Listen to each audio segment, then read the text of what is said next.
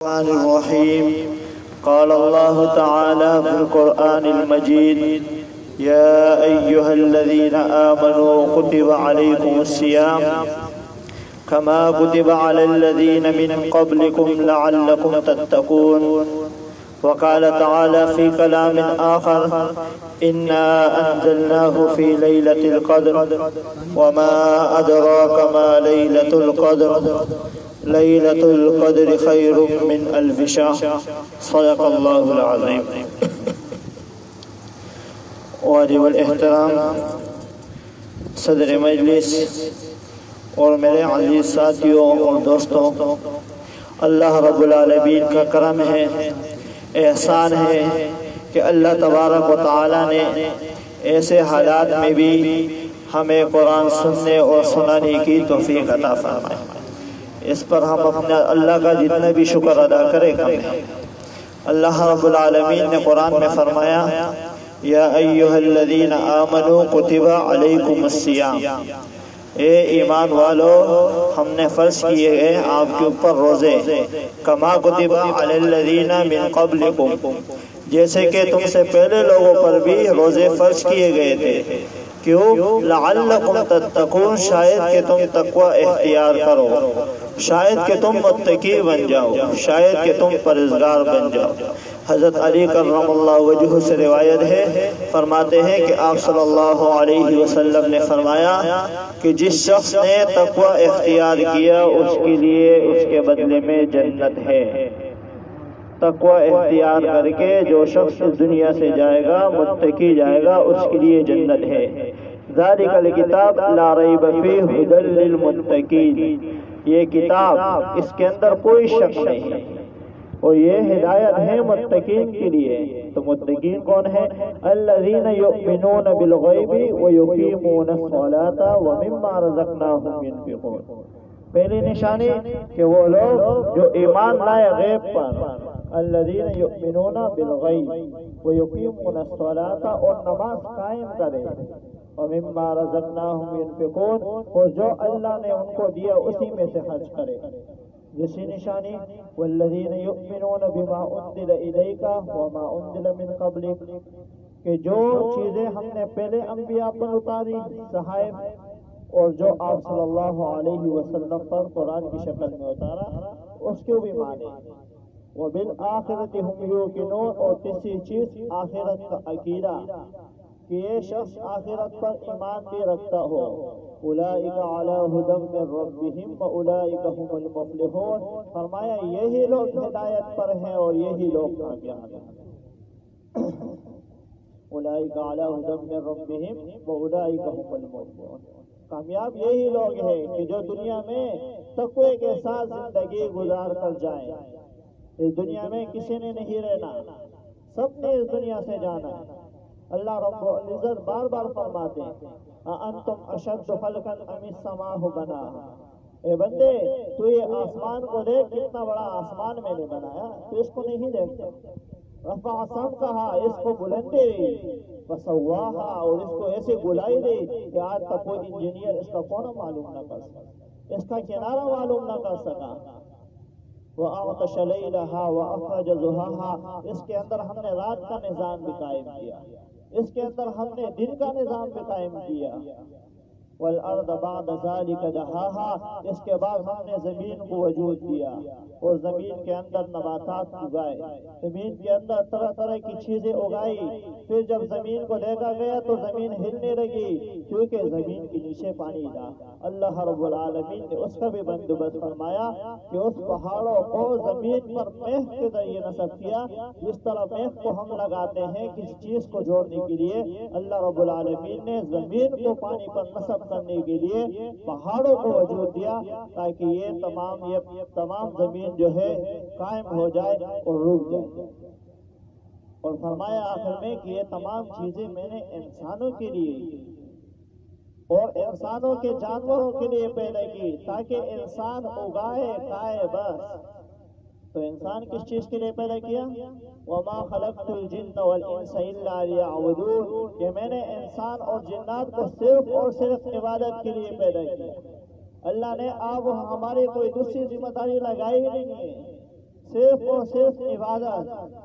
اور پھر اس انسان کو ایک ایسا دن دیکھنا پڑے گا کہ یوم یفر المرء من اخیہ، وہ دن کہ جس دن انسان اپنے بھائی سے بھاگے گا. بھائی ایسا رشتہ ہے کہ جب تمام چیزیں آپ کا رشتہ چھوڑ دیتی ہیں تو بھائی آپ کا رشتہ نہیں چھوڑتا. بھائی اپنی گردن آپ کے اوپر کٹاتا ہے لیکن آپ کو چھوڑتا نہیں ہے. یوم یفر المرء من اخیہ، کہ اس دن انسان اپنے بھائی سے بھاگے گا. وہ امہ اپنی والدہ سے بھاگے گا، وہ ابی اپنے والد سے بھاگے گا، وہ صاحبتہ اور اپنی بیوی سے بھاگے گا، وہ بنی اور اپنے بیٹوں سے بھاگے گا. وجہ کیا ہوگی؟ وجہ یہ ہوگی کہ ایسے نہ ہو کہ کل دنیا میں اس کا کوئی حق میرے اوپر رہ گیا ہو اور اس حق کا حساب کتاب آج مجھ سے مانگے. ایسے نہ ہو کہ میری والدہ مجھ سے کوئی نیکی مانگ لے، ایسے نہ ہو کہ میرا بیٹا مجھ سے کوئی نیکی مانگ لے. اس وقت انسان نفسی نفسی کا عالم ہوگا. لکل امرئ منہم یومئذ شأن یغنی، کسی کو کچھ پتہ نہیں ہوگا. آپ کے سر کے اوپر سورج ہوگی، ہر شخص اپنے پسینے میں جو ہے ڈوبا ہوگا اور بس حساب کتاب کے لیے ہوگا کہ حساب کتاب شروع ہو جائے. حساب کتاب شروع ہو جائے یہ تو بہت بڑا عذاب ہے. فرمایا یہ تمام امت جائے گی حضرت آدم علیہ السلام کے پاس اور حضرت آدم علیہ السلام سے فرمائیں گے آپ تو پہلے نبی ہیں، اللہ نے آپ کو ہمارے والد کا درجہ دیا، آپ کو اللہ نے پہلے نبی بنا کر زمین پر بھیجا. آپ اللہ سے دعا کریں کہ اللہ ہمیں اس عذاب سے بچائے اور حساب کتاب کا دروازہ کھل جائے. حضرت آدم علیہ السلام جب اتریں گے تو ان کے آنکھوں میں آنسو ہوں گے اور فرمائیں گے اگر اللہ نے مجھ سے پوچھا کہ تو نے جنت میں میری نافرمانی کی تھی تو میں اللہ کو کیا جواب دوں گا. چلو چلتے ہیں حضرت نوح علیہ السلام کے پاس. حضرت نوح علیہ السلام نے 950 سال دین کی محنت کی ہے. ان سے فرماتے ہیں کہ وہ اللہ سے سفارش کرے. حضرت آدم کی قیادت میں یہ لشکر جائے گا، حضرت نوح کے دروازے پر دستک دے گا. حضرت نوح علیہ السلام جب نیچے اتریں گے حضرت آدم علیہ السلام فرمائیں گے یہ امت آئی ہے اور یہ امت شفاعت حساب کتاب کے لیے سفارش مانگ رہی ہے. حضرت نوح علیہ السلام کی آنکھوں سے بھی آنسو جاری ہو جائیں گے اور فرمائیں گے کہ اگر اللہ نے مجھ سے پوچھا کہ تو نے اپنے نافرمان بیٹی کے لیے مجھ سے دعا کی تھی، تو نے مغفرت مانگی تھی، تو میں اللہ کو کیا جواب دوں گا. چنانچہ وہ بھی ہمارے ساتھ چلیں گے اور کہیں گے حضرت ابراہیم کے پاس چلتے ہیں، حضرت اسماعیل کے پاس چلتے ہیں، تمام انبیاء سے ہوتے ہوئے محمد الرسول اللہ سب کہہ دو صلی اللہ علیہ وسلم کے پاس جائیں گے اور آپ صلی اللہ علیہ وسلم سے عرض کریں گے کہ آپ جو ہے حساب کتاب کے لیے اللہ سے سفارش کریں. آپ صلی اللہ علیہ وسلم سیدھے میں ہوں گے، اٹھیں گے اور اللہ سے سفارش کریں گے. حضرت ابوبکر صدیق رضی اللہ تعالی عنہ سے فرمائیں گے کہ جاؤ اللہ کو جو ہے حساب کتاب دیو. حضرت ابوبکر رونے لگ جائیں گے کہ اللہ کے نبی انبیاء ایک طرف، محمد رسول اللہ صلی اللہ علیہ وسلم ایک طرف، پوری امت ایک طرف، سب سے پہلے میں اللہ کے پاس کس طرح جاؤں گا، کس طرح حساب کتاب دوں گا. روایات میں آتا ہے کہ ایسے اللہ سے خوف کھانے والے کہ فرماتے تھے کہ جب گھر سے نکلتے جانور کو دیکھتے تھے تو دل میں کہتے تھے کہ یہ جانور تو ہم سے اچھا ہے، اٹھ جاتا ہے، کھا لیتا ہے، پی لیتا ہے، دنیا میں زندگی گزار کے دنیا سے چلا جائے گا، تیرا کوئی حساب کتاب نہیں ہوگا، ہمارا تو حساب کتاب بھی ہونے والا ہے. آپ صلی اللہ علیہ وسلم فرمائیں گے ابوبکر سے جائیے اللہ کو حساب کتاب دے. حضرت ابوبکر رونے لگ جائیں گے. میرے نبی فرمائیں گے اے ابوبکر تو میرا پہلا امتی ہے، اے ابوبکر تو میرا پہلا امتی ہے، اگر تو حساب کتاب میں کامیاب ہو جاتا ہے تو میری پیچھے امت پوری امت کامیاب ہو جاتی ہے. حضرت عائشہ نے عرض کیا یا رسول اللہ اس دنیا میں کوئی ایسا شخص بھی ہے کہ جس کے ثواب نیکیاں اتنے زیادہ ہو کہ زمین اور آسمان میں اس کی جگہ نہ، زمین اور آسمان کے برابر جس کی نیکیاں ہوں ایسے شخص بھی اس دنیا میں ہے. آپ صلی اللہ علیہ وسلم نے فرمایا جی ہے کہ کون ہے؟ حضرت عمر۔ حضرت عائشہ تھوڑی مایوس ہو۔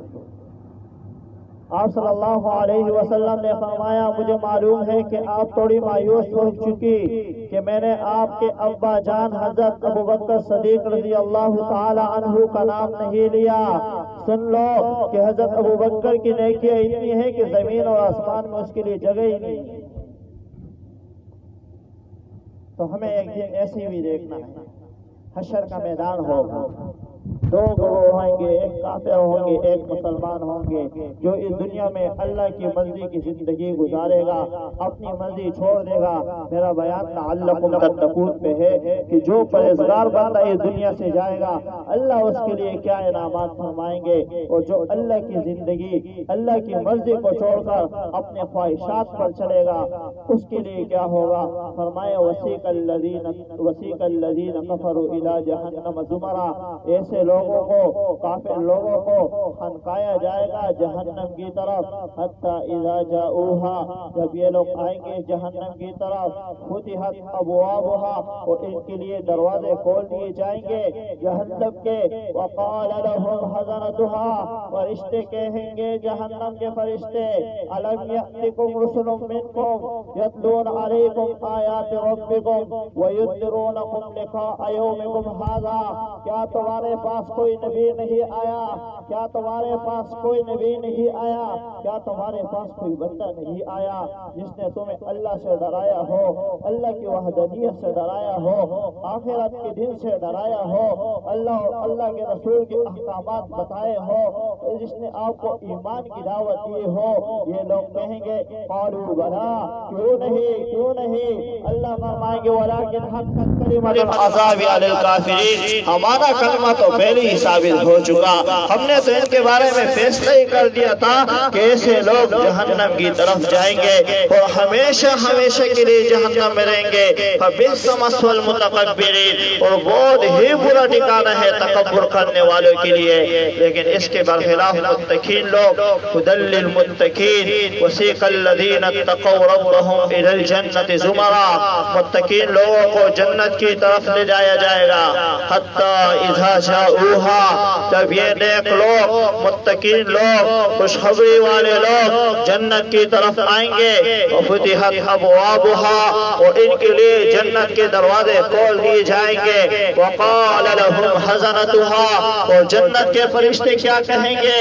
سلام علیکم طبتم فادخلوها خالدین، سلام ہو، ہمیشہ کے لیے جنت میں داخل ہو جاؤ اور ہمیشہ کے لیے اس میں رہو۔ تو انسان کا دار و مدار آخرت۔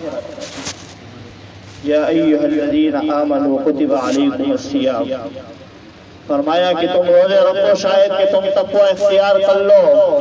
حضرت موسیٰ علیہ نبینا علیہ السلام کے بارے میں آتا ہے کہ ایک دفعہ بکریاں چرا رہے تھے، ایک جنگل میں تشریف لے گئے، جنگل میں گئے تو وہاں بہت تھک گئے تھے، نیند بھی آنے لگ گئی۔ ابھی سوچنے لگے کہ شاید کہ اگر میں سو جاتا ہوں، آرام کر لیتا ہوں، اس جنگل میں کوئی بھیڑیا آ جاتا ہے اور ان بکریوں کو نقصان پہنچا، اور اگر میں سوتا نہیں ہوں، جاگتا ہوں، ان بکریوں کی چوکیداری کرتا ہوں، تو واپس بھی جانا ہے، بہت تھکاوٹ ہو جائے گی۔ انسان کبھی کبھار بہت بے بس ہو جاتا ہے۔ تو اتنے بے بس ہو گئے کہ آسمان کی طرف دیکھا اور اللہ کی وحدانیت بیان کی کہ اللہ تو جانتا ہے کہ میں تھکا ہوا ہوں، اے اللہ تو جانتا ہے میں نے واپسی کا سفر بھی کرنا ہے، اے اللہ تو جانتا ہے کہ میرے ساتھ یہ مسائل ہے۔ فرمایا اس دوران اس کی آنکھ لگ گئی، سو گئے، جب اٹھے تو تعجب ہوا دیکھ کے کہ ایک بھیڑیا آیا ہوا ہے اور بکریوں کی حفاظت کر رہا ہے۔ فرمایا جب اس بھیڑیا کو دیکھا تو اللہ کی طرف سے، جب اس نے آسمان کی طرف دیکھا کہ اللہ یہ کون سا ماجرا ہے کہ جس بھیڑیے سے میں ڈرتا تھا کہ بکریوں کو نقصان پہنچائے گا، وہ بکریوں کی چوکیداری کر رہا ہے۔ اللہ تبارک و تعالی فرمائیں گے اے موسیٰ جب تو نے میری مرضی کی زندگی گزاری تو میں بھی تیرا ہو جاتا ہوں، تیرے ہر کام کے لیے کفایت۔ وَكَانَ حَقًّا عَلَيْنَا نَصْرُ الْمُؤْمِنِينَ، اللہ فرماتے ہیں کہ جو بندہ میرا ہو جاتا ہے پھر میری ذمہ داری ہے، میرا حق ہے اس کی مدد کرنا۔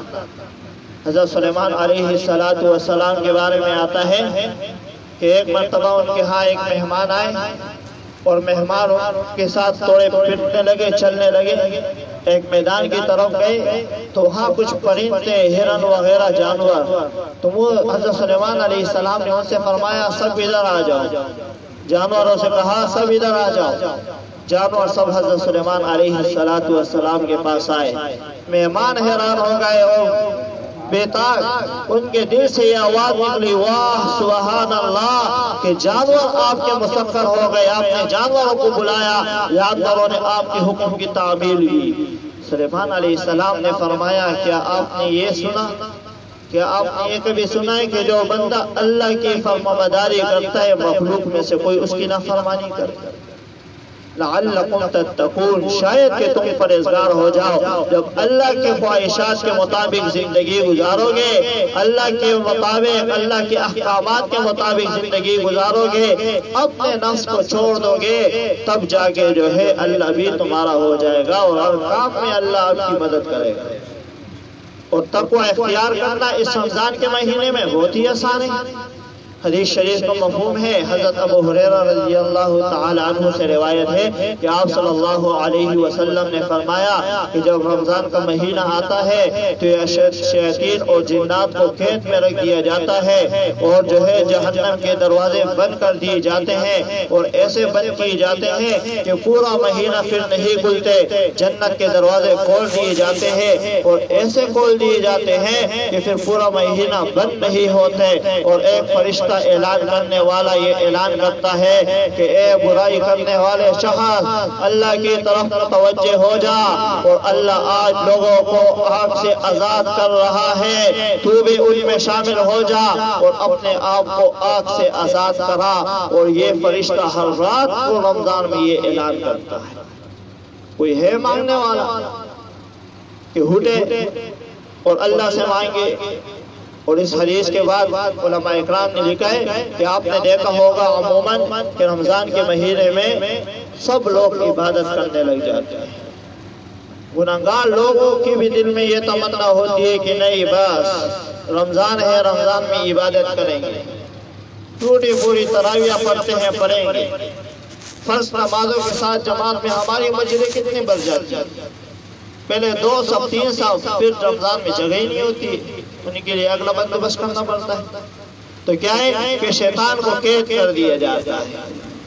ملا علی قاری رحمہ اللہ فرماتے ہیں کہ شیطان کو قید کر دیا جاتا ہے، پھر بھی بعض لوگ اس طرح ہوتے ہیں بدبخت قسم کے لوگ کہ وہ اس رمضان کے مہینے بھی شیطان والے کام کرتے ہیں۔ کیا وجہ ہے؟ وجہ یہ ہے کہ پورے سال اس بندے نے شیطان کے بہکاوے کے مطابق عمل کیا ہے، شیطان کے حکم پر چلا ہے، تو جب پورا سال یہ چلا ہے تو دل میں اس کی وہی خواہشات رہتی ہے، اس کے مطابق جو ہے شیطان تو قید ہو چکے، لیکن پھر بھی اس کے دل میں جو نفس ہے، خواہشات ہے اور شیطان کے بہکاوے ہیں وہ ابھی تک قائم ہیں، ان کا اثر مٹا نہیں ہے، اس وجہ سے یہ پھر بھی برائیوں کی طرف جاتا ہے۔ بعض علماء اکرام نے لکھا ہے کہ چھوٹے شیطان باقی رہتے ہیں، وہ انسان کو بہکاتے ہیں اور بڑے شیطان بن ہو جاتے ہیں۔ اور بعض علماء اکرام نے یہ بھی لکھا ہے جو بہت ہی زبردست جواب ہے کہ بھئی انسان گناہ 2 قسم کے ہوتے ہیں، ایک انسان آپ کو بہکاتا ہے اور آپ سے گناہ ہوتی ہے، اور ایک آپ کا گناہ آپ سے نفس کراتا ہے۔ شیطان تو آپ کا جو ہے بن ہو جاتا ہے رمضان کے مہینے میں، جس طرح حدیث شریف کا مفہوم ہے، لیکن جو آپ کا نفس ہے یہ گناہ آپ سے آپ کا نفس کراتا ہے۔ لعلکم تتقون، شاید کہ تم پرہیزگار بن جاؤ۔ سب سے بڑی محنت آپ نے اپنا نفس پر کرنی ہوگی، اپنے نفس کو تھوڑا ذلیل کرنا پڑے گا، اس کی بات نہیں ماننی پڑے گی، تب جا کے اس دنیا میں آپ راحت کی زندگی گزار سکتے ہو۔ اور پھر اللہ تبارک و تعالی نے لیلۃ القدر کو اس امت کے ساتھ خاص کیا۔ جب آپ صلی اللہ علیہ وسلم کو پچھلے امتوں کے بارے میں پتا چلا کہ ان کی تو اتنی عمر ہے، تو آپ صلی اللہ علیہ وسلم تھوڑے مایوس ہو گئے، پریشان ہو گئے کہ وہ تو اتنی عمر نہیں، ہماری تو 60 سال عمر ہے، ہم ان جیسی عبادت کہاں کر سکیں گے؟ اللہ تبارک و تعالیٰ نے فرمایا پریشان ہونے کی بات نہیں ہے، ہم آپ کو ایسا مہینہ دے رہے ہیں جس کی ایک رات کی عبادت جو ہے 1000 مہینوں سے بہتر ہے۔ فرمایا ایک مرتبہ آپ صلی اللہ علیہ وسلم صحابہ اکرام سے مخاطب تھے اور فرمایا کہ دنیا میں 4 لوگ اس طرح گزرے ہیں کہ جنہوں نے 80 برس عبادت کی ہے اللہ کی، وہ اللہ کی ایسی عبادت کی ہے کہ جس میں کوئی لمحہ بھی بغیر عبادت کے نہیں رہا۔ حضرت ایوب علیہ السلام، حضرت زکریا علیہ السلام، حضرت حزقیل علیہ السلام، حضرت یوشع بن نون علیہ السلام، جب یہ بات کی تو صحابہ اکرام تھوڑے پریشان ہو گئے کہ انہوں نے اتنی عبادتیں کی، ہم ان جیسی عبادتیں کہاں سے کریں گے؟ اللہ رب العالمین نے جبرائیل کو بھیجا کہ جبرائیل علیہ السلام پہنچو میرے نبی کے پاس۔ جبرائیل آئے اور کہا کہ اپنے اصحاب کو خوشخبری دو کہ پریشان ہونے کی ضرورت نہیں ہے، میں خوشخبری دینے آیا ہوں، اِنَّا أَنزَلْنَاهُ فِي لَيْلَةِ الْقَدْرِ وَمَا أَدْرَاكَ مَا لَيْلَةُ الْقَدْرِ۔ آپ کو کیا معلوم ہے لیلۃ القدر کیا چیز ہے؟ لیلۃ القدر خیر من 1000 شہر، یہ ایسی رات ہے کہ جس کے جو ہے ایک رات کا عمل 1000 مہینوں سے بہتر ہے۔ تو ہمیں چاہیے کہ ہم ایسے موقع پر اللہ تبارک و تعالی بار بار ہم سے فرما رہے ہیں کہ بھئی لعلکم تتقون، بار بار قرآن میں اس طرح کے الفاظ آتے ہیں تاکہ کوئی نہ کوئی بندہ کسی نہ کسی ذریعے سے پاس ہو کر میرے پاس آ جائے۔ آدمی چاہتا ہے نا کہ کسی نہ کسی طریقے سے اس کو اندر کر دو بس، باقی دیکھیں اللہ ہمارے لیے واسطے ڈھونڈ رہے، ہمارے لیے بہانے ڈھونڈ رہے کہ میرا بندہ کسی نہ کسی طریقے سے میرے پاس آ جائے۔ یہ ہمارا جو سمندر ہے، یہ اللہ سے دن میں 2 دفعہ کہتا ہے یا اللہ تو حکم دے تیرے ان نافرمان بندوں پر بے جاؤ، ان کو غرق کر دو، تباہ کر دو۔ اللہ کہتے ہیں نہیں۔ آخر میں اللہ کہتے ہیں کہ ان کو پیدا کرنا مٹانا تو آسان ہے، پیدا کرنا مشکل۔ اللہ کی ہم سے اتنی محبت ہے، قرآن میں 79 جگہ آیا ہے یا ایھا الذین آمنوا، 79 جگہ۔